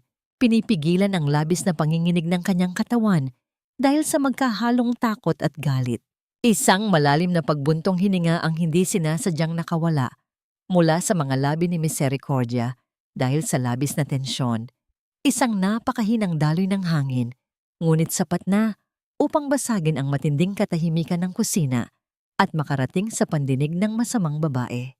Huminto sa paggalaw ang mga kamay ni Soledad. Ang manipis at may lason na heringgilya ay nanatiling nakabitin sa himpapawid. Dahan-dahang ibinaling ng matandang babae ang kanyang paningin patungo sa madilim na pasilyo kung saan nakatago ang kanyang manugang. Ang nangiti na unti-unting gumuhit sa mga labi ni Soledad ay hindi ngiti ng pagkagulat, kundi isang masamang nangiti ng isang mandaragit na nahuli ang kanyang biktima. Bakit gising ka pa, Misericordia? Gusto mo bang sumama sa kanya? Ang malamig na liwanag ng buwan ay tila naging isang malaking mata na nakatitig sa kahinaan ni Misericordia nang tuluyan siyang lumabas mula sa pagkukubli sa anino. Ang kanyang mga tuhod ay parang natutunaw na yelo, ngunit ang init ng pagmamahal ng isang ina para sa kanyang dinadala ang nagbigay sa kanya ng lakas upang magpanggap. Hinawakan niya ang kanyang tiyan, isinandal ang kanyang balikat sa hamba ng pinto at pinanatili ang isang blangko at pagod na ekspresyon sa kanyang mukha. Uhaw lang po ako, Mami. Nahihilo po ako. Siguro dahil sa mga bitamina na ipinapainom ninyo sa akin. Ang mahina at nanginginig niyang sagot sa wikang Taglish. Sinasadya niyang gawing parang lasing ang kanyang pananalita upang itago ang kanyang tunay na katinoan. Pinasadahan siya ng mapanuring tingin ni Doña Soledad. Tinitigan ng matanda ang mukha ng kanyang manugang, naghahanap ng anumang bakas ng panlilinlang. Nang makita ang maputlang balat at ang tila kawalan ng lakas ni Misericordia, isang mapanuyang ngiti ang gumuhit sa mga labi ng biyenan. Naniwala itong tuluyan ng nilamon ng gamot na pampatulog ang diwa ng babae at wala itong kakayahang umunawa sa mga nangyayari sa paligid. Bumalik ka na sa kwarto mo kung ayaw mong matumba rito. Wala kang pakialam sa mga ginagawa ko, naghahanda lang ako ng panibagong gamot para sa biyenan mo. Ang malamig na utos ni Soledad, hindi man lang nag-abalang itago ang kanyang kasamaan dahil sa pag-aakalang walang muwang ang kanyang kaharap. Tumalikod ang matanda upang itapon ang nagamit na hiringgilya sa basurahan sa ilalim ng lababo. Sa sandaling iyon, alam ni Misericordia na iyon na ang kanyang kaisa-isang pagkakataon. Ang oras ay tila bumagal. Mabilis na dumapo ang kanyang mga mata sa ibabaw ng marmol na lamesa kung saan nakapatong ang nakalalasong dextrose at sa tabi nito ay isang malinis at hindi pa nabubuksang bag ng parehong likido na nakalaan para sa susunod na araw. Sa isang iglap, gamit ang mga nanginginig ngunit mabilis na kamay, pinagpalit niya ang 2 bag ng dextrose. Maingat niyang isiniksik ang lason sa malalim na bulsa ng kanyang bata de banyo. Itinatago ang kamatayan sa kanyang sariling katawan upang iligtas ang buhay ng kaisa-isang taong kakampi niya sa bahay na yon. Nang muling humarap si Soledad, ang makikita lamang nito ay si Misericordia na dahan-dahang naglalakad pabalik sa madilim na pasilyo, nagkukunwaring walang alam at sunod-sunuran. Hawak na ni Soledad ang malinis na dextrose, inosente sa katotohanang naisahan siya ng taong itinuturing niyang walang kwentang basahan. Kinabukasan, ang araw ay sumikat nang may dalang mabigat at nakasasakal na hangin sa loob ng mansyon. Dumating ang pampamilyang doktor ng mga De la Cruz, isang lalaking kilala sa kanyang lihim na katapatan sa pera ni Soledad kaysa sa kanyang sinumpaang tungkulin bilang manggagamot. Nakatayo si Misericordia sa isang sulok ng kwarto ni Don Augusto, hawak ng mahigpit ang dulo ng kanyang apron habang pinagmamasdan ang bawat kilos ng doktor. Naroon din si Soledad, may hawak na panyong pilit na idinidikit sa kanyang mga mata, naghahanda para sa isang dulaang matagal na niyang pinlano. Ginamit ng doktor ang kanyang mga kagamitan upang pakinggan ang dibdib at pulso ni Don Augusto. Batid ni Misericordia na ang dextrose na nakakabit sa braso ng matanda, magdamag, ay ang pinalit niyang malinis na tubig, kaya imposibleng may masamang epekto ito sa katawan. Subalit, pagkatapos ng maikling pagsusuri, dahan-dahang inalis ng doktor ang kanyang kagamitan at lumingon kay Doña Soledad na may seryoso at malungkot na ekspresyon na tila pinag-aralan ng mabuti. I'm sorry, Doña Soledad. Don Augusto is weakening very fast. Bumabagsak na ang kanyang vital signs at unti-unti nang bumibigay ang kanyang katawan. Ang mga salitang iyon ay isang malamig na patalim na nagbunyag ng isa pang nakapanghihilakbot na katotohanan kay Misericordia. Hindi lamang laso ng kalaban nila, kundi ang mismong doktor ay bahagi ng sabwatan upang magbigay ng pekeng diagnosis at bigyan ng malinis na dahilan si Soledad na tuluyang patayin si Don Augusto nang walang magtatanong. Ang pagpapanggap ay isang sining na napilitang matutunan ni Misericordia sa loob ng mga pader ng Mansyong de la Cruz. Sa mga sumunod na araw, hinayaan niyang makita ni Doña Soledad ang isang babaeng tuluyan nang nawalan ng pag-asa. Lumakad siyang nakayuko. Ang kanyang mga mata ay nanatiling nakatitig sa sahig at ang kanyang mga balikat ay nakabagsak, tila ba pinapasan niya ang lahat ng kasalanan sa mundo. Sa paningin ng kanyang malupit na biyenan, ang nakalalasong gamot at ang malungkot na balita ng bayarang doktor ay tuluyan ng sumira sa natitirang lakas ng manugang. Para kay Soledad, si Misericordia ay isa na lamang sunod-sunurang anino, isang basahang naghihintay na lamang itapon sa basurahan matapos gamitin. Ngunit sa likod ng malungkot at pagod na anyo, ang isipan ni Misericordia ay kasing talim ng isang nakahandang patalim.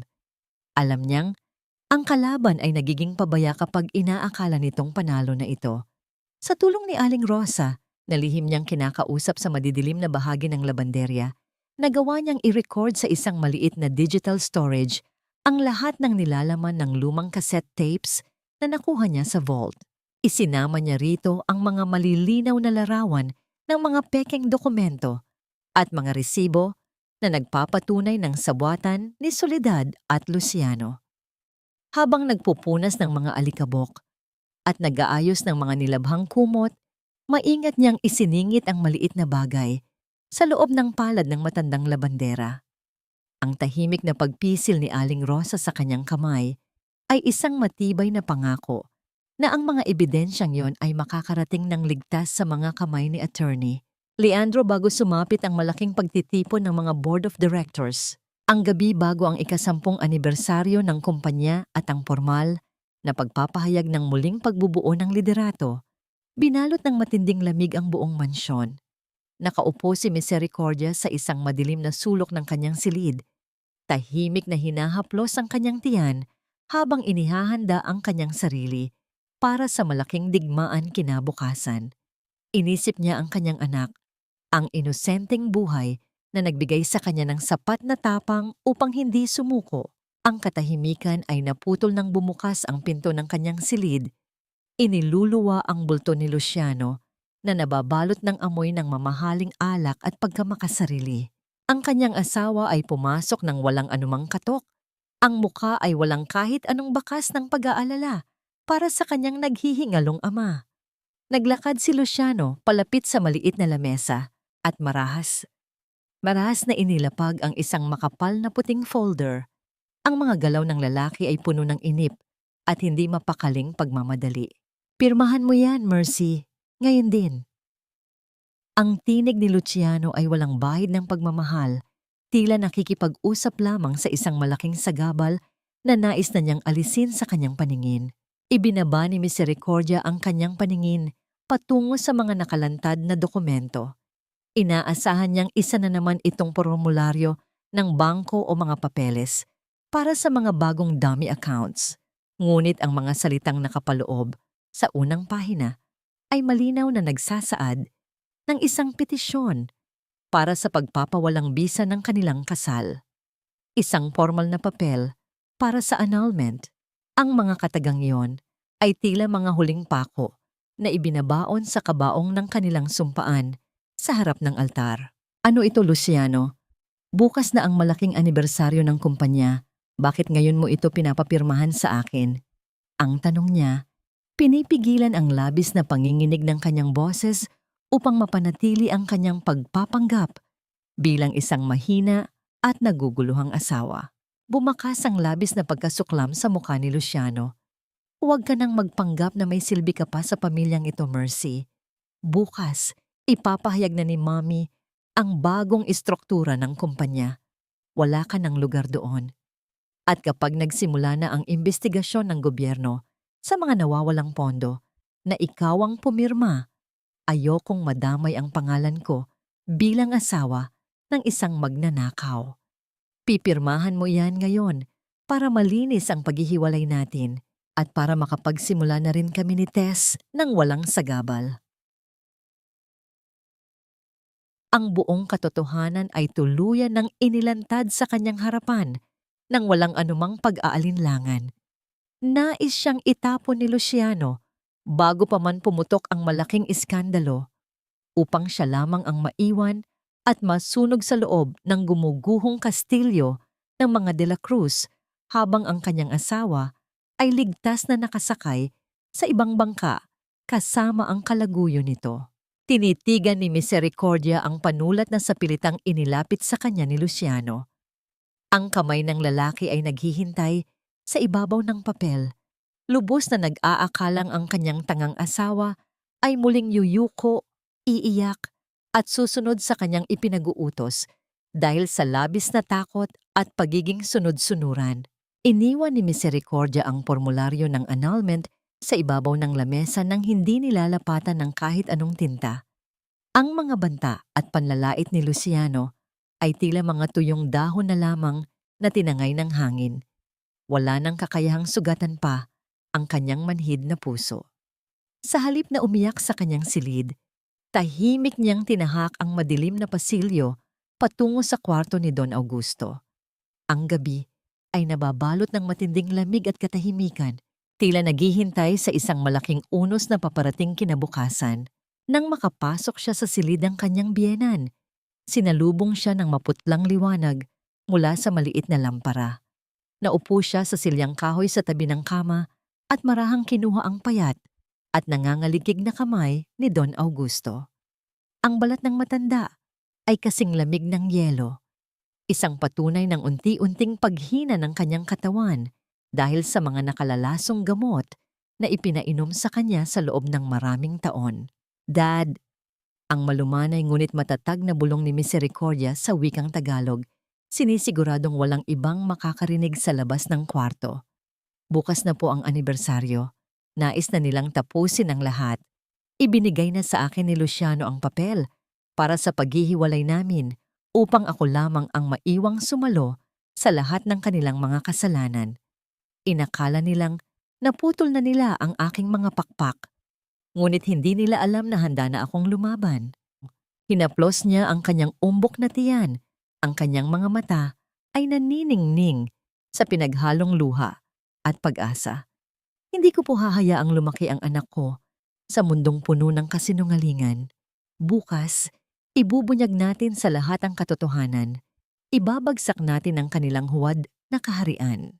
Pagkatapos niyang bigkasin ang mga salitang iyon, naramdaman niya ang isang mahigpit na pagpisil mula sa kamay na kanyang hawak.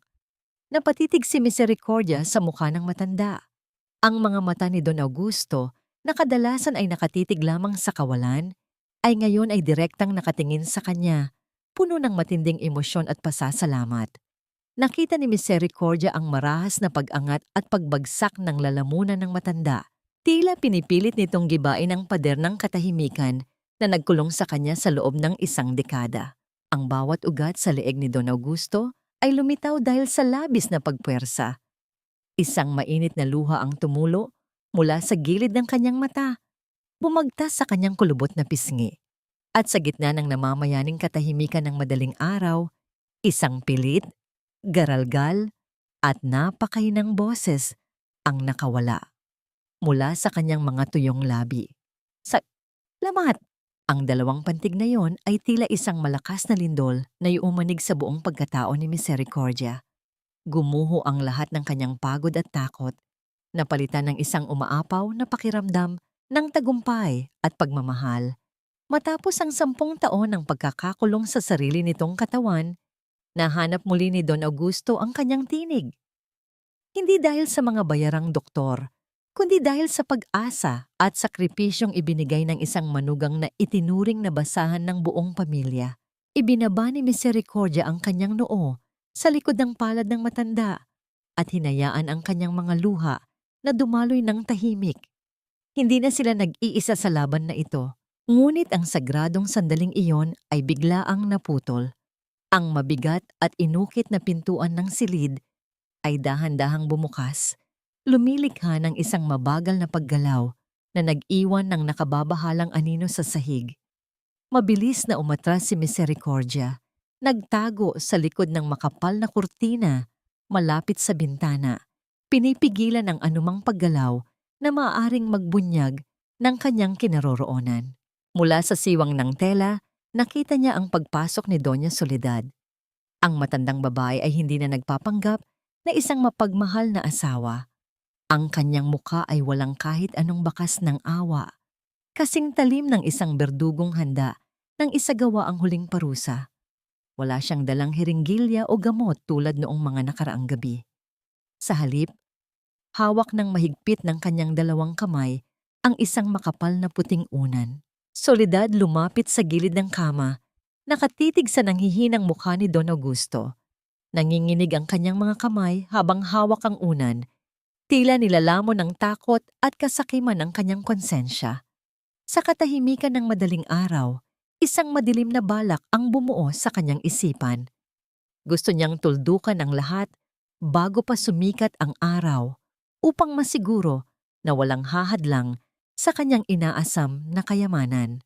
Bago pa man dumapo ang makapal na unan sa mukha ng walang labang matanda, mabilis na inabot ni Misericordia ang isang mabigat na florerang gawa sa porselana na nakapatong sa maliit na lamesa malapit sa bintana. Walang anumang pag-aalinlangan niyang itinulak ang kasangkapan. Ang marahas na pagbagsak ng mamahaling palamuti sa matigas na sahig ay lumikha ng isang nakabibinging pagkawasak na yumanig sa tahimik na silid. Ang tunog ng nabasag na seramika ay naging tila isang matalim na kampana ng babala. Dahil sa labis na pagkagulat at takot na may mga katulong o gwardiyang makarinig, mabilis na nabitawan ni Doña Soledad ang unan at nagmamadaling lumabas ng kwarto, dala ang kanyang nabigong maitim na balak.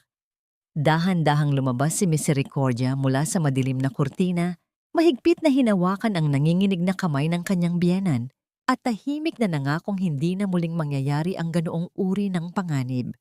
Ang gabi ay natapos sa isang nakapipigil hiningang kaligtasan, ngunit ang tunay na digmaan ay naghihintay na sa pag-angat ng araw. Kinabukasan, ang malawak na bulwagan ng pinakasikat na hotel sa syudad ay nagniningning sa ilalim ng mga naglalakihang chandelier.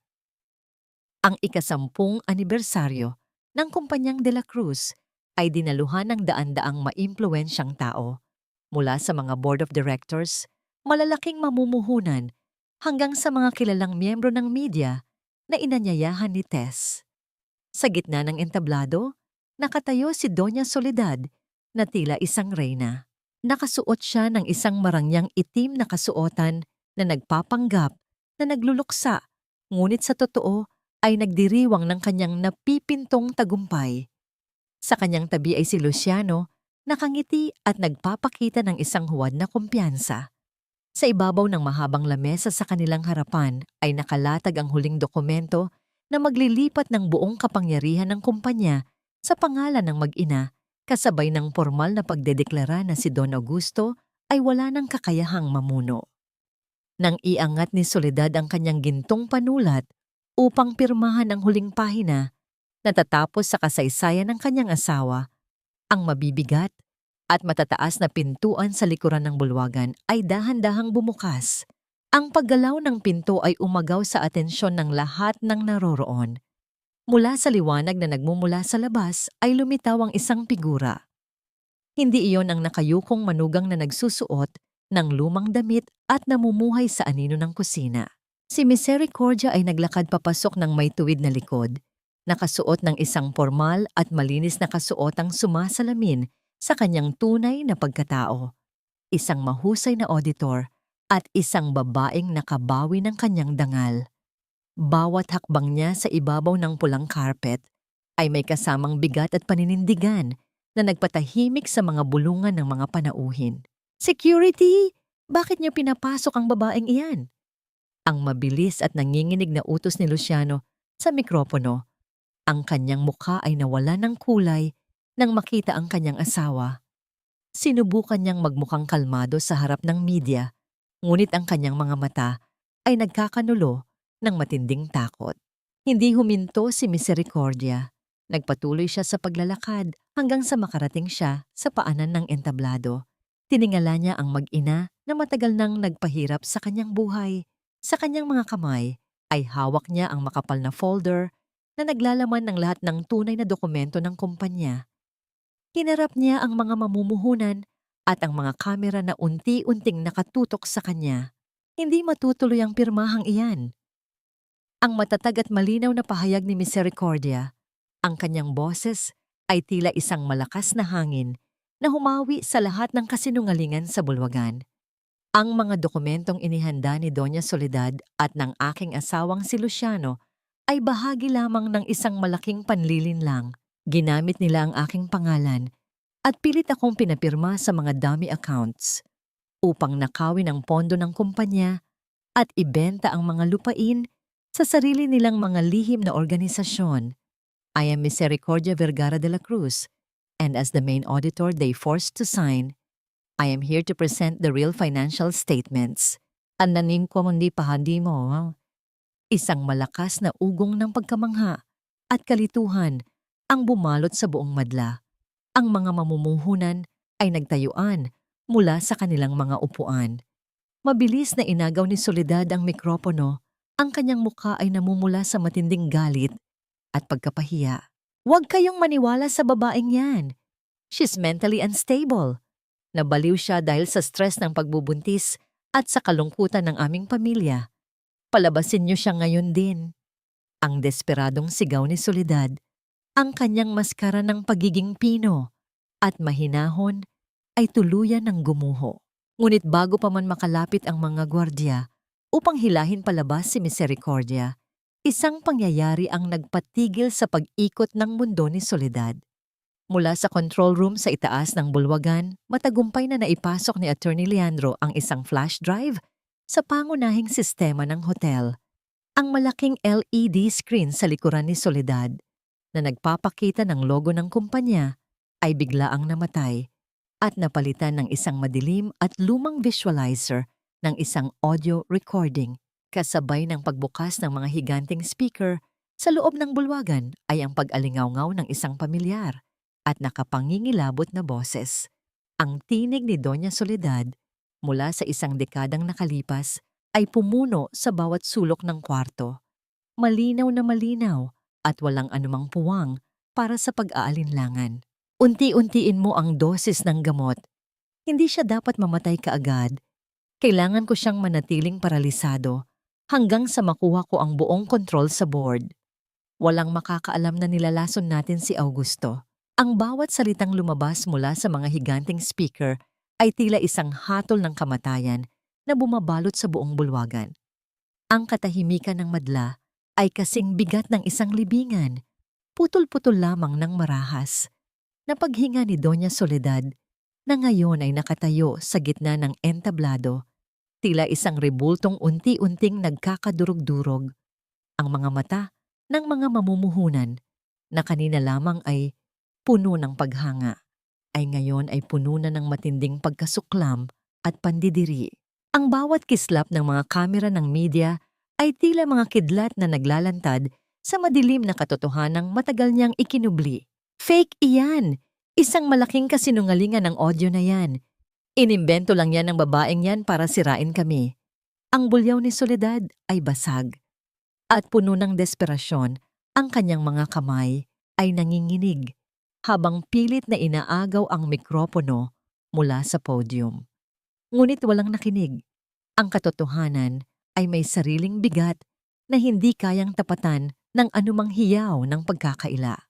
Sa gitna ng kaguluhan, muling bumukas ang malalaking pinto sa dulo ng bulwagan. Ang marahang pag-ikot ng mga gulong ng isang wheelchair sa ibabaw ng makinis na sahig ay lumikha ng isang tunog na tila nagpatahimik sa buong mundo. Itinutulak ni Attorney Leandro Sarmiento ang upuan kung saan nakaupo ang taong itinuring na bangkay ng lahat. Si Don Augusto de la Cruz ay naroon, hindi bilang isang piping saksi, kundi bilang ang tunay na hari na nagbabalik upang bawiin ang kanyang kaharian. Ang bawat panauhin ay nagbigay ng daan, tila nahati ang dagat ng mga tao habang dahan-dahang lumalapit ang wheelchair sa harap ng entablado. Pagkakita sa kanyang asawa, ang tuhod ni Soledad ay tuluyang bumigay. Napaluhod siya sa sahig, Ang kanyang marangyang itim na gown ay nakakalat sa kanyang paligid tila isang basahan. Si Luciano naman ay napaatras hanggang sa tumama ang kanyang likod sa pader. Ang kanyang mukha ay tila naging kasing puti ng papel. Ang kanyang buong katawan ay nayayanig sa matinding takot na hindi niya kailanman naramdaman. Tumayo si Misericordia sa tabi ni Don Augusto. Hinawakan niya ang balikat ng matanda, isang ugnayang puno ng katapatan at sakripisyo. Inabot ni Leandro ang isang mikropono kay Don Augusto. Sa ilalim ng matitinding ilaw ng bulwagan, nakita ng lahat ang unti-unting pagtaas ng kamay ng matanda. Ang kamay na akala ng lahat ay wala ng buhay. Ang aking asawa at ang aking anak. Ang boses ni Don Augusto ay garalgal, mahina at puno ng hirap. Ngunit bawat salita ay tumagos sa kailaliman ng kaluluwa ng bawat naroroon. Sinubukan nilang patayin ang aking diwa. Ngunit ang babaeng ito, ang aking manugang, ang nagbigay sa akin ng bagong hininga. Isang kolektibong buntong hininga ng gulat ang kumawala mula sa madla. Ang mga mamamahayag ay nagsimulang magsulat ng mabilis. Ang mga flash ng kamera ay tila hindi na huminto sa pag-ilaw. Sa pagkakataong yon, pumasok ang isang pangkat ng mga opisyal ng kapulisan. Ang tunog ng kanilang mabibigat na sapatos sa sahig ay naghuhudyat ng katapusan ng isang malupit na rehimen. Lumapit si Misericordia kay Luciano, na ngayon ay tila isang basang sisiw sa sulok. Wala na ang mapagmataas na asawa. Wala na ang lalaking nagtaksil at nanampal sa kanya. Kinuha ni Misericordia ang gintong singsing sa kanyang daliri, ang huling simbolo ng kanyang pagkakatali sa pamilyang ito. Hindi niya ito inihagis. Sa halip, maingat niya itong inilapag sa ibabaw ng folder ng annulment na hawak pa rin ni Luciano. Sayo na ang iyong pangalan, Luciano. Sayo na ang iyong mga kasalanan. Ang sabi ni Misericordia sa wikang Taglish. Ang kanyang boses ay malumanay, ngunit puno ng pinalidad. Hindi mo ako kailangang itapon. Dahil matagal na kitang iniwan sa sandaling itinaas mo ang iyong kamay laban sa akin. Habang pilit na itinatayo ng mga pulis si Soledad at Tess upang posasan, ang matandang biyanan ay nagsimulang humalinghing ng parang isang nasaktang hayop. Nawala na ang lahat ng kanyang dangal. Ang marangyang bulwagan na dapat ay saksi sa kanilang tagumpay ay naging entablado ng kanilang tuluyang pagkakagapi. Hinarap ni Misericordia ang madla. Ang kanyang kamay ay protektadong nakapatong sa kanyang tiyan. Ang bagyo ay tapos na. Ang katotohanan ay nakalaya na. At kasabay nito, ang kanyang kaluluwa ay sa wakas ay nakahinga na ng maluwag. Ang katahimikang bumabalot sa mansyon ng mga De La Cruz sa hapong yon ay hindi na katulad ng dati. Wala na ang nakabibingig na tensyon na tila isang mabigat na ulap na nakadagan sa bawat sulok ng bahay. Sa halip, ang katahimikan ay tila isang malalim na paghinga pagkatapos ng isang mahabang pagtakbo.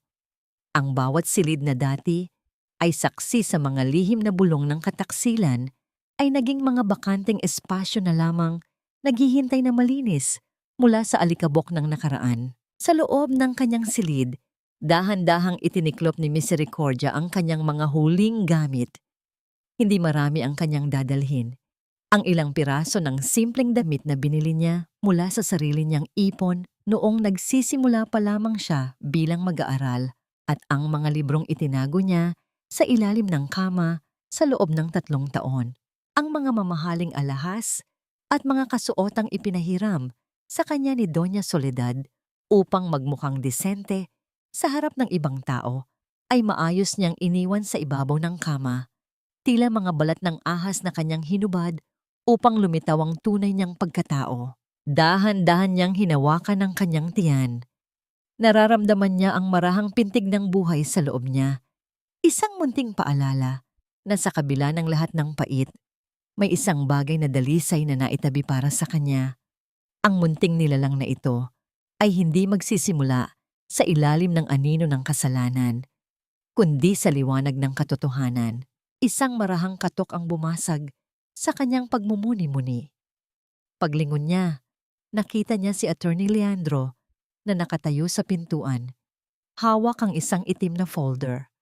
Sa tabi nito ay si Don Augusto na nakaupo sa kanyang wheelchair. Ang mukha ay mas maaliwalas na ngayon at ang mga mata ay may bakas na ng muling pagkabuhay na sigla. Handa ka na ba, Mercy? Ang tanong ni Leandro sa wikang Taglish. Ang boses nito ay puno ng paggalang na tila ba nakikipag-usap sa isang katuwang sa negosyo kaysa sa isang manugang. Tumango si Misericordia at lumapit kay Don Augusto. Lumuhod siya sa harap ng matanda. Kinuha ang kamay nito at idinikit sa kanyang noo sa huling pagkakataon bilang tanda ng pagmamano. Ang balat ng biyenan ay hindi na kasing lamig ng dati. May init na itong nagmumula sa dumadaloy na pag-asa. Dad, aalis na po ako. Maraming salamat po sa lahat ng aral na itinuro ninyo sa akin sa gitna ng inyong pananahimik. Dahil sa inyo, natutunan kong ang tunay na lakas ay hindi nasusukat sa ingay ng boses, kundi sa tatag ng prinsipyo. Ang bulong ni Misericordia, ang kanyang mga mata, ay nanlalabo sa nagbabadyang luha. Pilit na iginalaw ni Don Augusto ang kanyang mga labi. Sa pagkakataong ito, hindi nagaralgal ang kanyang boses, kundi may kasama ng malinaw na awtoridad. Ang kumpanya ay para sa iyo, Mercy, not as a gift, but as your right. You saved it. You saved me. Umiling ng marahan si Misericordia habang nakangiti ng may pait at tamis. Sapat na po sa akin ang tulong ninyo para sa edukasyon ko at para sa kinabukasan ng apo ninyo, Dad. Ang kapangyarihan at yaman ng mga De La Cruz ay hindi ko kailangan para maging buo. Gusto ko pong mahanap muli ang aking pangalan nang walang kahit anong nakakabit na kadena. Inabot ni Leandro ang folder. These are the legal papers, Mercy. The divorce and annulment are being processed as we speak, with Luciano's full confession as the primary basis. You are free, truly free. Paglabas ni Misericordia ng mansyon, sinalubong siya ng maligamgam na hangin ng papalubog na araw. Ang langit ay nababalot ng kulay kahel at lila, isang napakagandang pagtatapos sa isang malupit na kabanata. Sa may tarangkahan, naghihintay si Aling Rosa, dala ang isang maliit na bayong ng mga prutas. Niyakap ni Misericordia ang matandang labandera, ang tanging tao na nakakita sa kanyang mga luha noong walang nakikinig. Mag-iingat ka, Hija. Isang bagong simula ito para sa inyo ng munting anghel mo. Ang sabi ni Aling Rosa habang hinahaplos ang buhok ni Misericordia. Sumakay si Misericordia sa sasakyang magdadala sa kanya sa isang maliit na apartment sa tapat ng universidad kung saan niya itutuloy ang kanyang pangarap. Habang dahan-dahang umaandar ang sasakyan, tumingin siya sa rearview mirror. Ang mansyon ng mga De La Cruz ay unti-unting lumiliit sa kanyang paningin. Ang malalaking haligi at ang matataas na pader nito ay hindi na mukhang isang palasyo, kundi isang libingan ng mga kasinungalingan na kanya nang nilampasan. Ibinaba niya ang bintana ng sasakyan at hinayaan ang hangin na sumampal sa kanyang mukha. Wala na ang takot. Wala na ang ulyaw ni Soledad. Wala na ang panlilinlang ni Luciano. Ang tanging naririnig niya ay ang marahang tunog ng mga dahon sa paligid at ang sarili niyang paghinga, isang malaya, malalim, at payapang paghinga. Hindi na siya si Misericordia na tagapagsilbi. Hindi na siya ang asawang itinapon.